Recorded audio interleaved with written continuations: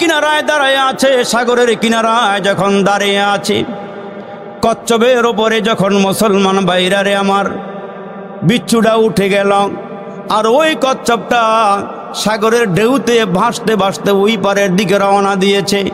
আল্লাহর ওলির কৌতূহল জাগলো, এই বিচ্ছুটা কোথায় যায় আমার একটু দেখা দরকার। আল্লাহ যে আমারে আশরাফুল মাখলুকাত বানাইলো, এই বিচ্ছু আল্লাহ কি জন্য বানাইলো, কার কাছে যায়, কোথায় যায়, একটু দেখা দরকার। আল্লাহর ওলিও নৌকা ভাড়া করে করে ওইটার পিছনে পিছনে রওনা দিয়েছে। ওই পারে যাওয়ার পর মুসলমান কচ্ছপটা একেবারে সাগরের কিনারায় ভিড়ে গেছে, আর ওই বিচ্ছুটা লাফ দিয়া সাগরের পারে নেমে গেছে।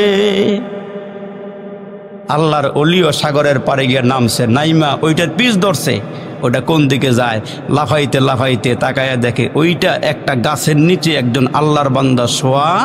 ওই বান্দাটা সুন্নতি লেবাসওয়ালা, মাথায় পাগড়ি আছে, টুপি আছে এবং দাড়িও আছে। এই মাথার টুপি আর পাগড়ি খুইলে এক পাশে রাইখা ওই আল্লাহর বান্দাটা ঘুমাইতেছে।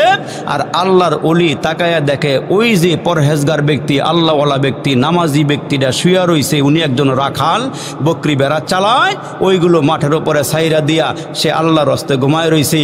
আল্লাহু আকবার। আর ওইখানে একটা সাপ ফনা তুইলা ওই আল্লাহর বান্দাকে কামড় দেওয়ার জন্য রেডি হইছে।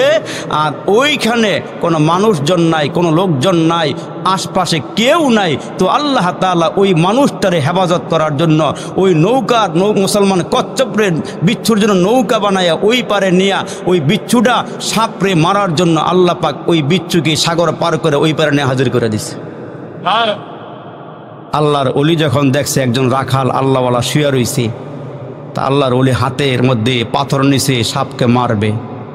মারার আগে আগে বিচ্ছুটা লাফ দিয়ে গিয়া ওই সাপের মাথার মধ্যে একটা কামড় বসায় দিছে, আস্তে করে ঢইল্লা পইরা সাপটা মরে গেছে।